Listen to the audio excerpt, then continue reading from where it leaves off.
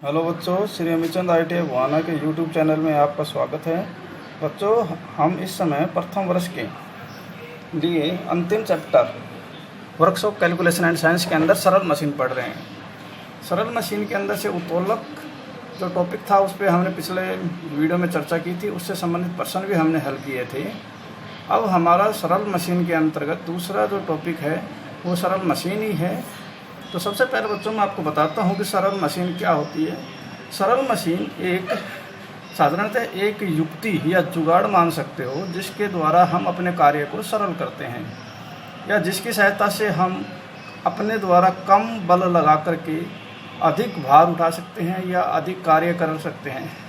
यानी किसी कार्य को करने में हमें कम बल की आवश्यकता हो, इसके लिए हम जो युक्ति काम में लेते हैं उसे सरल मशीन कहते हैं।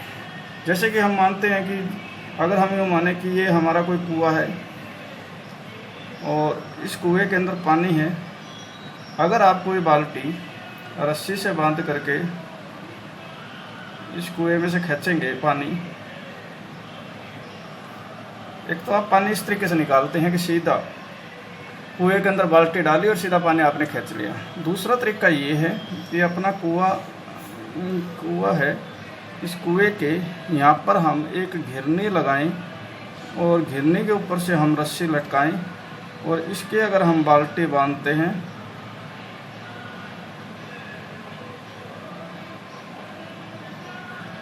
इसके ऊपर अगर हम बाल्टी बांधते हैं और इस रस्सी के द्वारा अगर हम इसे खींचें, ये घिरनी हम कुएं पर लगा देते हैं और इससे अगर हम पानी खींचते हैं तो हमको आप खुद समझ सकते हो कि इस तरीके से पानी खींचने में हमको कम बल लगाना पड़ेगा, कम जोर लगाना पड़ेगा। लेकिन अगर हमने बिना घिरनी लगाए सीधा अगर हमने कुएं से पानी खींचने की कोशिश की तो हमें ज़्यादा बल लगाना पड़ेगा। तो ये ये घिरनी है, ये एक प्रकार की सरल मशीन हो गई जिसकी सहायता से हम अपन किसी भी कार्य को कम प्रयास द्वारा कर सकते हैं, यानी हमारी तरफ से कम जो बल लगाना पड़ता है। इसी प्रकार अगर कोई गाड़ी है, गाड़ी का अगर कोई टायर पंचर हो जाता है और अगर हम गाड़ी को सीधा उठाएं अपने ऊपर, गाड़ी के सीधा उठाने पर अगर हम देखेंगे टायर बदलने के लिए तो हमें ज़्यादा बल लगाना पड़ेगा। लेकिन अगर हम वहाँ पर जैक लगाएं और फिर गाड़ी को उठाएं तो हमें कम प्रयास लगाना पड़ेगा। तो ये जैक है, ये भी एक सरल मशीन हो गया। तीसरा उदाहरण आप ले सकते हो, मोटर गाड़ी के गैराज के अंदर गाड़ी का इंजन है, उसको बाहर निकालना है। बाहर निकालने के लिए एक तो आप सीधा उसको उठाओ 4-5 आदमी मिल करके, और एक हम चैन पुल्ली लें काम में, जो चैन पुल्ली है उसके द्वारा हम उसको इंजन को उठाएं, इंजन को हम इसके द्वारा उठाएं। तो हमको चैन पुल्ली में कम बल लगाना पड़ेगा, सीधा उठाने में हमको ज़्यादा जोर आएगा और उठेगा भी नहीं। तो ये चैन पुल्ली है, जैक है, ये इस प्रकार घिरनी है, ये सब सरल मशीनें हैं जिनके द्वारा हम कम प्रयास में अधिक भार उठा सकते हैं।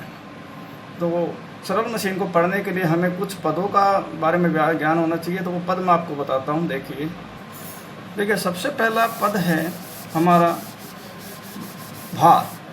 हमें पहले पता होना चाहिए कि भार क्या होता है। भार, जिसे हम पूरे वीडियो में ये प्रश्नों के दौरान L से व्यक्त करेंगे, इसे बोलते हैं लोड।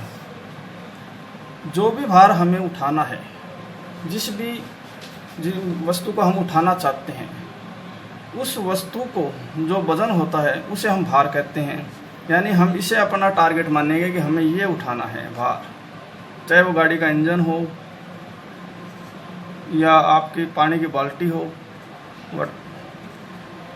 वाटर बकेट हो, या और भी कोई वस्तु है जिसे हमें उठाना है, तो उस वस्तु के अंदर जो वजन होता है उसे हम भार कहते हैं।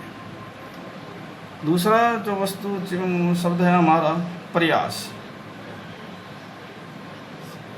प्रयास जिसे इंग्लिश में हम एफर्ट बोलते हैं। एफर्ट, भार को उठाने में हमें जो बल लगाना पड़ता है, भार को उठाने में जो बल हम अपनी तरफ से लगाते हैं उसे प्रयास कहा जाता है।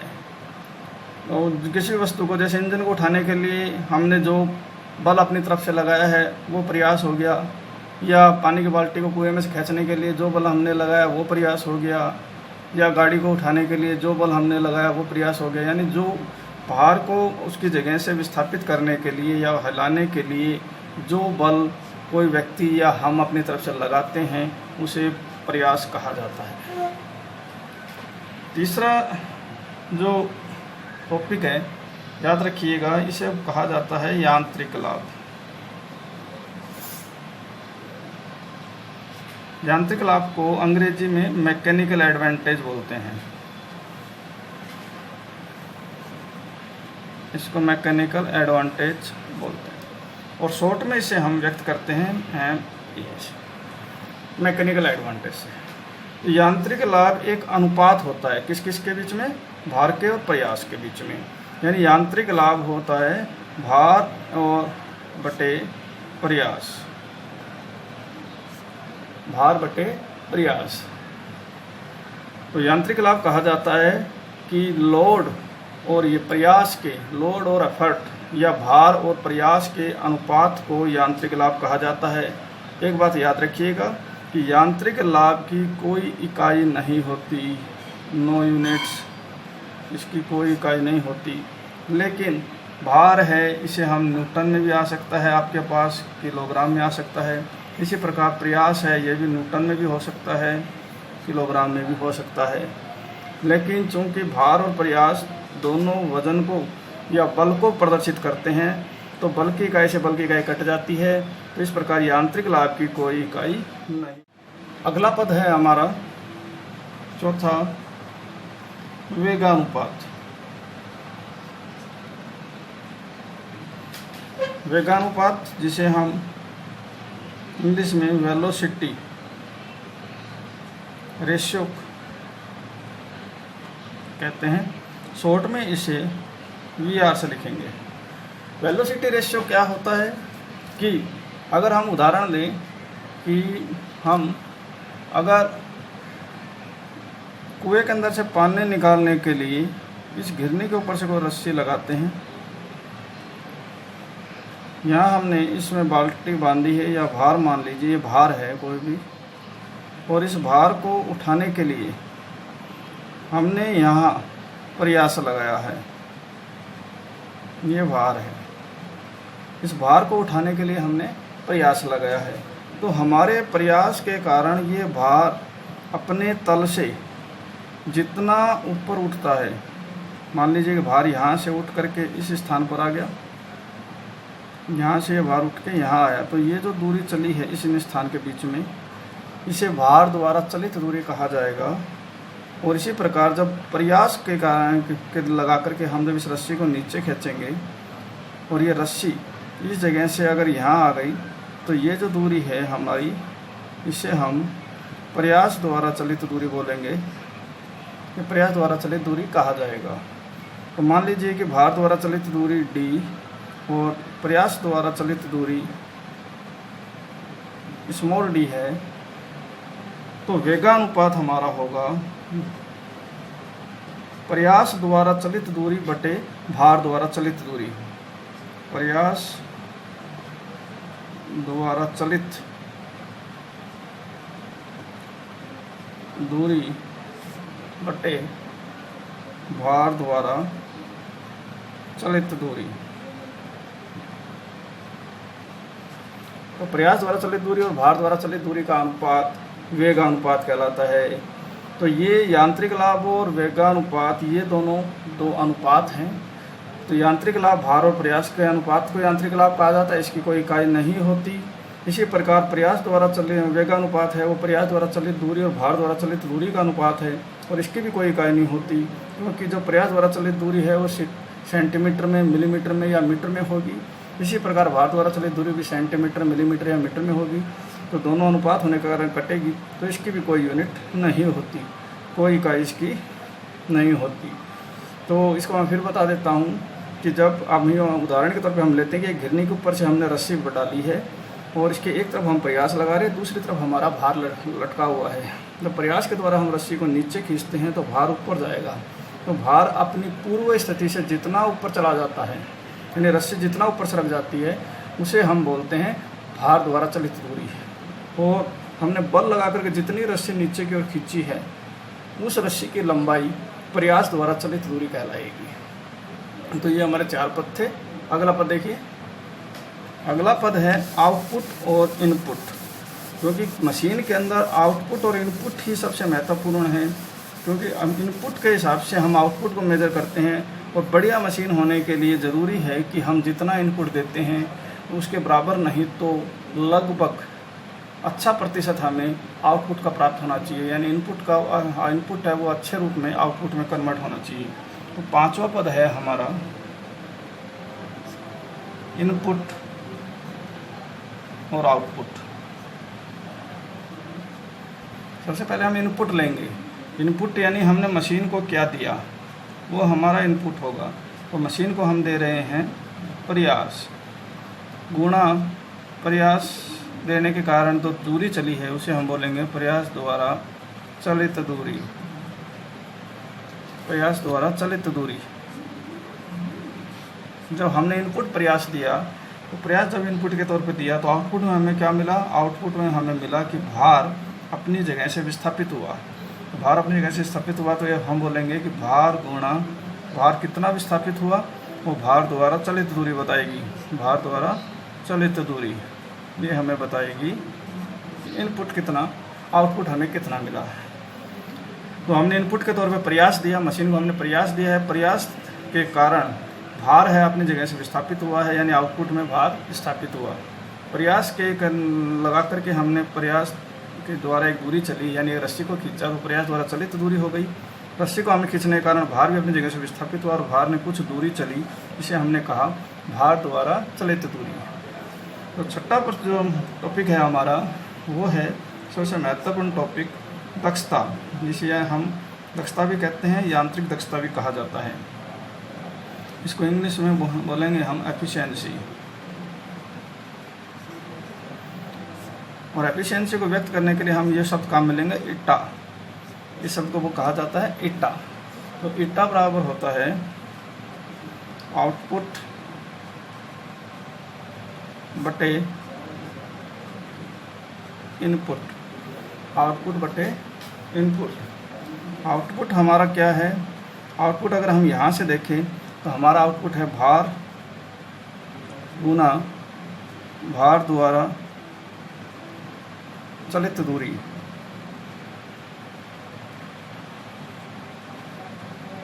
बटे इनपुट है हमारा प्रयास गुना प्रयास द्वारा चलित दूरी।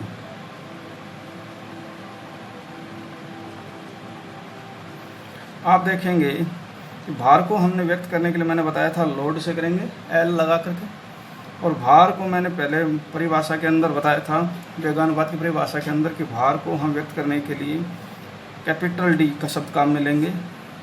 इसी प्रकार प्रयास को व्यक्त करने के लिए हम ई शब्द काम में लेंगे, और प्रयास द्वारा चलित दूरी को हम व्यक्त करने के लिए स्मॉल डी काम में लेंगे, यानी ये दक्षता होगी। लेकिन आपको याद हो कि यांत्रिक दक्षता बराबर था भार बटे प्रयास। इसी प्रकार वेगानुपात बराबर था प्रयास द्वारा चलित दूरी बटे भार द्वारा चलित दूरी। परिभाषा से आप देख सकते हैं वेगानुपात बराबर था प्रयास द्वारा चलित दूरी बटे भार द्वारा चलित दूरी। यहाँ पर हम देखते हैं कि ये लोड बटे प्रयास यानी यांत्रिक लाभ हो गया, यहाँ हम लिखेंगे यांत्रिक लाभ। लेकिन यहाँ भार द्वारा चलित दूरी बटे प्रयास द्वारा चलित दूरी है, जबकि यहाँ वेगानुपात में प्रयास द्वारा चलित दूरी ऊपर है, भार द्वारा चलित दूरी नीचे है। इसमें भार द्वारा चलित दूरी ऊपर है, ये नीचे है, तो हम ये भाग में चला जाएगा, वेलोसिटी रेशियो हो जाएगा। तो यानी ये इट्टा बराबर होगा यांत्रिक लाभ बटे वेगानुपात। ये मशीन की दक्षता निकालने का सूत्र है। आप मशीन की दक्षता को इस प्रकार निकाल सकते हैं, और जो कि आपको परीक्षा के अंदर दिया हुआ है, पेपर के अंदर जो भी आता है, अगर भार द्वारा चलित दूरी दी हुई है तो हम इसके द्वारा निकाल सकते हैं। अगर यांत्रिक लाभ वेगानुपात दिया है तो हम सीधा इसके द्वारा वेगानुपात निकाल सकते हैं, दक्षता निकाल सकते हैं। मैं आपको कुछ मशीनें बताऊंगा उनके डायग्राम बनाऊंगा और मशीनों के अंदर आपको केवल वेगानुपात याद रखना है। वेगानुपात का सूत्र हर मशीन के लिए अलग अलग हो जाता है, तो वो सूत्र बताता हूँ मैं आपको। सबसे पहले मशीनों की हम बात करते हैं, तो पहली मशीन जो हमारी हम लेंगे, मशीन में हम लेंगे सिंपल मशीन। पहली मशीन हम लेते हैं पुल्ली ब्लॉक।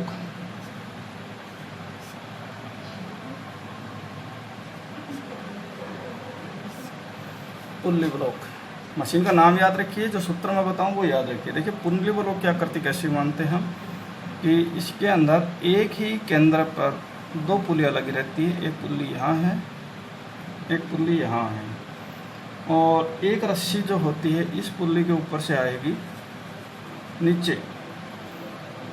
यहाँ हम एक घिरनी लगाएंगे और घिरनी पर हमारा लोड लटका हुआ रहेगा। ये लोड यहाँ रहेगा और ये रस्सी घिरनी के ऊपर से होती हुई छोटी वाली पुल्ली के ऊपर जाएगी और छोटी पुल्ली के ऊपर से घूम करके ये यहाँ इस तरफ आएगी, और दूसरा सिरा जो है बड़ी पुल्ली के ऊपर से घूम करके आकर के यहाँ हो जाए। ये पुल्ली ब्लॉक बनेगा। तो आप देख सकते हैं, तो यहाँ हम इस पर प्रयास लगेगा और यहाँ हम इस पर भार लगा देंगे। ये भार यहाँ लटका रहेगा।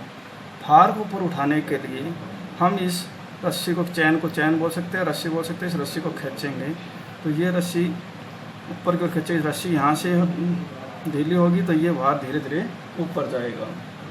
अगर हम यूँ मान लें कि ये जो बड़ा पहिया है उसका व्यास मान लेते हैं, बड़े पहिया मान लीजिए, बड़ा पुल्ली मान लीजिए। बड़े पहिए का व्यास अगर हम माने d और छोटे पहिए का व्यास अगर छोटा d मान लेते हैं, तो हमारे पास हम देखेंगे वेगानुपात जो आएगा इसका वो होगा प्रयास द्वारा चलित दूरी बटे भार द्वारा चलित दूरी। तो हम देखते हैं, अगर व्यास अगर हम लेते हैं तो ये रस्सी जो है इसकी घूम कर के आएगी चारों तरफ पहिए के, यानी रस्सी इस पहिए की परिधि के बराबर चलेगी। और पहिए की परिधि का जो सूत्र होता है, वर्त की परिधि का सूत्र ही लगेगा। जब व्यास दिया हुआ रहता है तो पहिए की परिधि का सूत्र होता है पाई डी, और छोटे पहिए बड़े पहिए की हो गया, छोटे पहिए की परिधि हो जाएगी स्मॉल पाई डी। लेकिन हम यहाँ देखेंगे कि जो भार है उसका एक सिरा बड़े पहिए से आ रहा है, छोटा पहिया दूसरा सिरा छोटे पहिए से आ रहा है। यानी यहाँ पर दोनों पहियों का औसत व्यास हमको लेना पड़ेगा, क्योंकि अगर ये दो रस्सी बढ़िया तो पूरी बड़े रस्से पहिए पे आती, तो बड़े पहिए पर आती तो हम बड़े वाले पहिए का परिधि ले लेते, छोटे पहिए पर आते तो छोटे वाले की परिधि लेते। लेकिन इसका एक सिरा बड़े पहिए पर आ रहा है, दूसरा सिरा छोटे पहिए पर आ रहा है, तो हम इसका लोड के लिए दोनों पहियों की व्यास का अनुपात लेंगे। इसी प्रकार हम प्रयास को देखते हैं। प्रयास पूरा चल रहा है बड़े पहिए पर, तो प्रयास पूरा बड़े पहिए पर चल रहा है, तो उसके लिए बड़े पहिए की परिधि काम करेगी। तो हम कहेंगे वेगानुपात बराबर प्रयास द्वारा चलित दूरी। प्रयास पूरा बड़े पहिए पर चल रहा है तो बड़े पहिए की परिधि आएगी पाई डी, जबकि भार है छोटे पहिए और बड़े पहिए दोनों पर चल रहा है, तो भार द्वारा चलित दूरी के लिए दोनों पहियों के व्यास का अनुपात लेंगे। तो अनुपात लेने के लिए d माइनस डी बटे 2 हो जाएगा। यहाँ से पाई कटेगा और ये 2 अंश में चला जाएगा, तो ये हो जाएगा 2d बटे d माइनस डी। ये वेगानुपात का सूत्र आपको उपयोग में लेना है जब हम परीक्षा के अंदर पूछा जाए पुल्ली ब्लॉक। शब्द याद रखिए, पुल्ली ब्लॉक। पुल्ली ब्लॉक के लिए हमें यह सूत्र काम में लेना है। इसी प्रकार दूसरी प्रकार की जो मशीन हमसे पूछेंगे वो होगी सरल मशीन, सरल पहिया एवं धुरी। सरल पहिया एवं धुरी। लेकिन आप लोग ये ध्यान रखिए ये पहिए इनके हिंदी शब्दों के साथ साथ इनका इंग्लिश में भी शब्द याद रखिए। तो इसको कहेंगे simple wheel and axle. Simple wheel and axle. Simple wheel and axle क्या करते हैं मैं आपको बताता हूँ कि यहाँ हम मान लेते हैं ये हमारा फिक्स तल है, इसके ऊपर एक एक्सल हमारा लगा हुआ है, ये एक्सल मान लीजिए इस पे लगा है, और एक्सल के ऊपर हमारा व्हील ये आकृति बनी हुई है।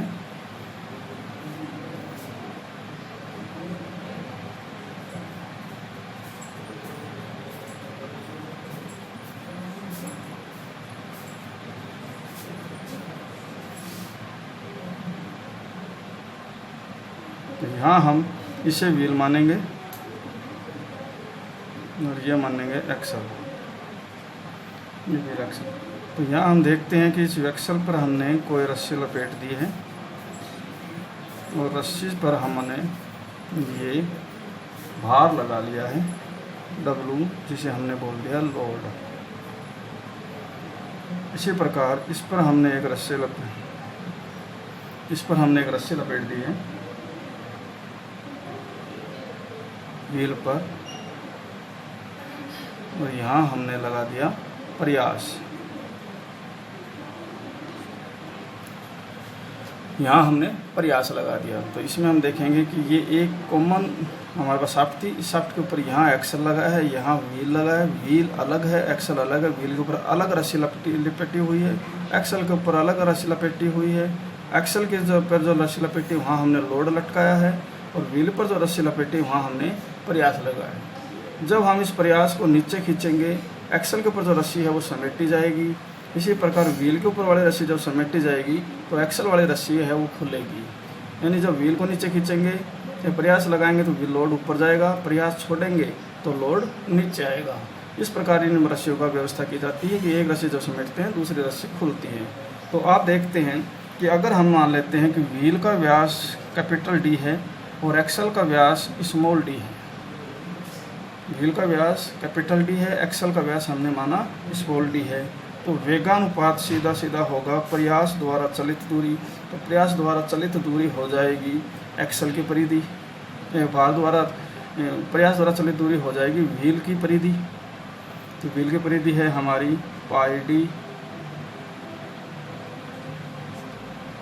बट्टे, इसी प्रकार प्रयास द्वारा चलित दूरी हो जाएगी एक्सल की परिधि, लोड द्वारा चलित दूरी हो जाएगी एक्सल की परिधि, और एक्सल की परिधि हो गई पाई d। तो व्हील के ऊपर जो रस्सी है वो अलग है, एक्सल पे अलग है। तो व्हील की जो पे लोड पे प्रयास लगाया है, एक्सल पे लोड लटकाया है, तो व्हील के ऊपर प्रयास लगाने पर प्रयास द्वारा चलित दूरी हो जाएगी व्हील की परिधि के बराबर, और लोड द्वारा चलित दूरी हो जाएगी एक्सल की परिधि के द्वारा। एक्सल व्हील का जो व्यास हमने d माना है तो इसकी व्हील की परिधि होगी पाई d। एक्सल का व्यास हमने स्मॉल d माना तो एक्सल की परिधि होगी स्मॉल d, तो पाई d। तो वेगानुपात हो जाएगा पाई d बटे पाई d, तो d/d। वेगानुपात का सूत्र होगा d/d। आपको याद रखना है ऊपर जो है ये व्हील का व्यास आएगा प्रयास द्वारा चलित दूरी, नीचे आएगा एक्सल का व्यास। यानी अब परीक्षा के अंदर प्रश्न आएगा जब आपको व्हील का व्यास दिया हुआ रहेगा और एक्सल का व्यास दिया हुआ रहेगा, तो आपको ये ध्यान में रखना कि सरल पहिया एवं धुरी के अंदर भार जो है हमेशा एक्सल पे लगाया जाता है और प्रयास हमेशा व्हील पर लगाया जाता है। अगला देखिए, अगला प्रश्न है, अगला टॉपिक मशीन है हमारी डिफरेंशियल व्हील एंड एक्सल। तीसरी प्रकार की जो मशीन हमारी आएगी वो होगी डिफरेंशियल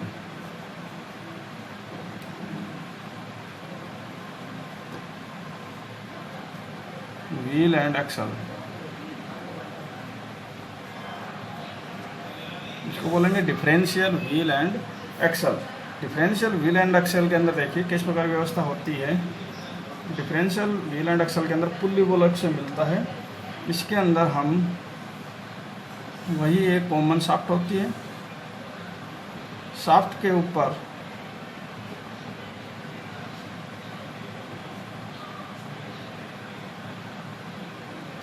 यहाँ पर हम व्हील लगाएंगे। व्हील के ऊपर फिर 2 पुल्ली लगाई जाती है, 2 एक्सल हमें लगाए मिलते हैं। यहाँ पर 2 एक्सल के ऊपर हम देखते हैं कि जो प्रयास है वो तो व्हील के ऊपर ही लगेगा। यहाँ हम प्रयास लगाएंगे, इसे हम एफोर्ट बोलेंगे। लेकिन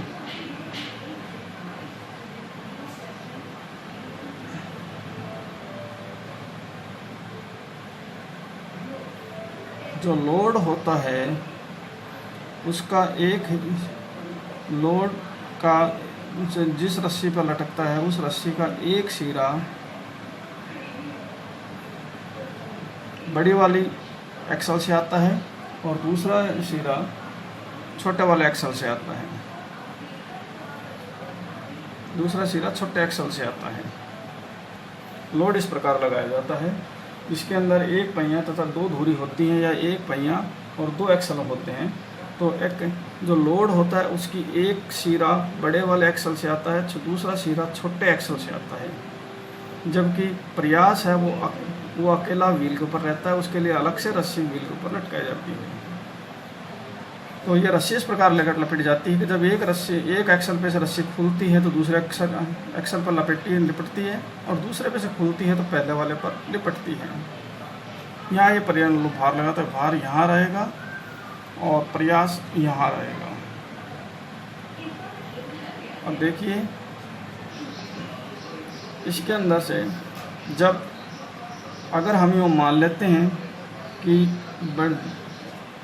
प्रयास जिस व्हील पर है उसका व्यास d है, एक बड़े वाली धुरी बड़े वाले एक्सल का व्यास d1 है, छोटे वाले का d2 है। तो भार इस समय दोनों भार का एक सिरा छोटे बड़े वाले एक्सल पर और दूसरा सिरा छोटे वाले एक्सल पर जा रहा है। तो जब इनके दो भार के द्वारा चलित दूरी निकाली जाएगी तो दोनों का औसत व्यास काम में लिया जाएगा परिधि निकालने के लिए। जो प्रयास है वो पूरा व्हील की परिधि के बराबर चलेगा।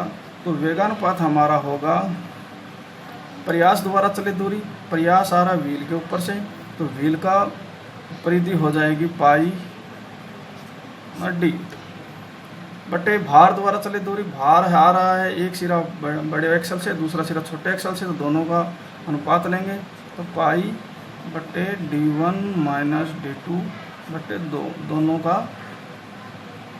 का औसत हमने लिया है, दोनों क्योंकि भार के एक सिरा बड़े एक्सल पे दूसरा सिरा छोटे एक्सल पे, तो दोनों का हमने अनुपात लिया। पाई से पाई कट गया, 2 है ऊपर चला गया, तो ये हुआ 2d बटे d1 माइनस d2। ये वेगानुपात निकालने का सूत्र है डिफरेंशियल व्हील एंड एक्सल में।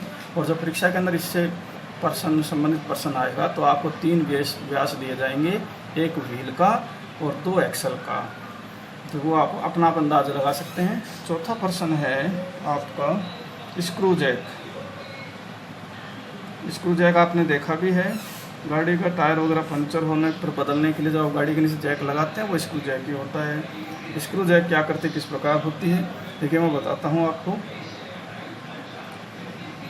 स्क्रू जैक क्या करती है हम एक बार बताता हूँ आपको। इस प्रकार होती है,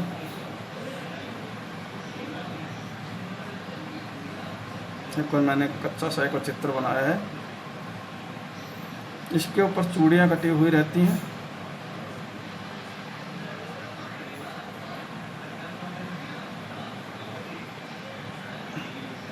तो यहाँ एक प्लेटफार्म होता है, इस प्लेटफार्म पर हम यहाँ पर भार रखते हैं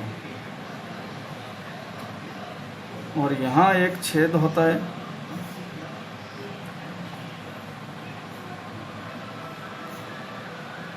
तो छेद को द्वारा छेद में एक लोहे की एक छड़ फंसाई जाती है। उस छेद की लोहे की छड़ फंसा करके इसको घुमाया जाता है। घुमाने पर ये स्क्रू खुलेगा, खुलने पर ये प्लेटफार्म ऊपर जाएगा और जब इसको उल्टा घुमाएंगे तो ये बंद हो जाएगा। ये छेद चूड़ी नीचे की ओर जाएगी और भार है आपका नीचे की ओर आएगा। तो गाड़ी के नीचे जैक लगा करके हम यहाँ पर एक लोहे की छड़ फंसा करके जब इसको घुमाते हैं गोल गोल, तो ये इस नट स्क्रू है, ये खुलते हैं, खुलने पर गाड़ी ऊपर की ओर सरकती है। जब हमको जैक हटाना होता है तो हम इस छड़ को उल्टी दिशा में घुमाते हैं तो ये स्क्रू इसके अंदर कसा जाता है, स्क्रू जैक के अंदर प्लेटफार्म में, और ये नीचे की ओर आता जाता है। स्क्रू जैक का है। तो इसके अंदर देखिए कि भार ऊपर रखा है, और जब आप इस छड़ को घुमा करके इसको जब एक गोल चक्कर कटाते हैं तो वर्ताकार आकृति बनती है। और इस वर्ताकार आकृति की जो त्रिज्या अगर आप देखेंगे तो ये छड़ की लंबाई, ये वर्ताकार आकृति की त्रिज्या बनी जाएगी। अगर आप देखेंगे कि हम छड़ को घुमाएंगे तो ये गोल गोल यूँ गोल घूमेगी, उसकी त्रिज्या यही बन जाएगी। तो यहाँ हम ये त्रिज्या हो जाएगी वृत्त की। तो हम बोलेंगे प्रयास द्वारा चलित दूरी हो जाएगी इस छड़ द्वारा एक चक्कर लगाया गया। एक चक्कर लगाने का मतलब इसके द्वारा जो वृत्त बनाया गया है उस वृत्त की परिधि, तो वृत्त की परिधि हो जाएगी 2πl। ये हो जाएगी प्रयास द्वारा चलित दूरी। इसी प्रकार अगर आप कहेंगे कि भार द्वारा चलित दूरी कितनी होगी, तो जब हम इस छड़ को इस स्क्रू जैक में लगा करके एक चक्कर पूरा कटाएंगे तो इस प्लेटफार्म पे से इसकी स्क्रू जैक के स्क्रू की एक चूड़ी ऊपर निकलेगी, जिसे हम बोलेंगे पिच, उसे कहा जाता है पिच।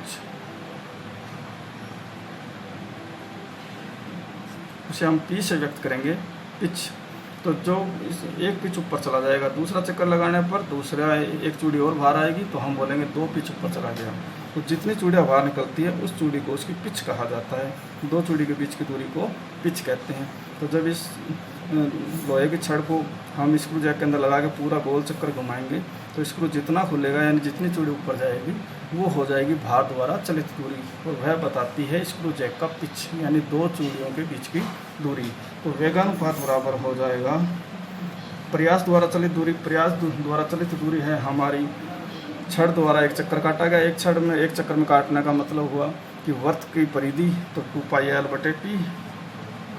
एल है यहाँ पर स्क्रू जैक में जो छड़ लगाया जाता है उसे उत्तोलक भी कहते हैं, लीवर भी कहते हैं, उसकी लंबाई बटे पी। पी है स्क्रू जैक का पिच। तो ये होगा स्क्रू जैक का वेगानुपात निकालने का सूत्र। तो बच्चों, आज के वीडियो में इतना ही। आपके सरल मशीन के मैंने आपको 4 सरल मशीन बताई है। अगले वीडियो के अंदर हम सरल मशीन से संबंधित प्रश्नों को हल करेंगे। आप इस वीडियो को ढंग से देखिए, चारों मशीनों को ढंग से पढ़िए। वेगानुपात का सूत्र आपको ध्यान में रखना है, कौन सी मशीन के लिए कौन सा लगता है। साथ ही आपको पता होना चाहिए कि कौन सी चीज़ आपको प्रयास द्वारा चलित दूरी को व्यक्त कर रही है, कौन सी चीज़ भार द्वारा चलित दूरी को व्यक्त कर रही है। इससे काफ़ी सरल प्रश्न है, सरल चैप्टर है, कोई आसानी, कोई कठिनाई नहीं है। आपको अगले चैप्टर के अंदर हम इससे संबंधित प्रश्न हल करेंगे। तब तक के लिए धन्यवाद। वीडियो अगर आपको पसंद आया है तो लाइक ज़रूर कीजिए, शेयर कीजिए।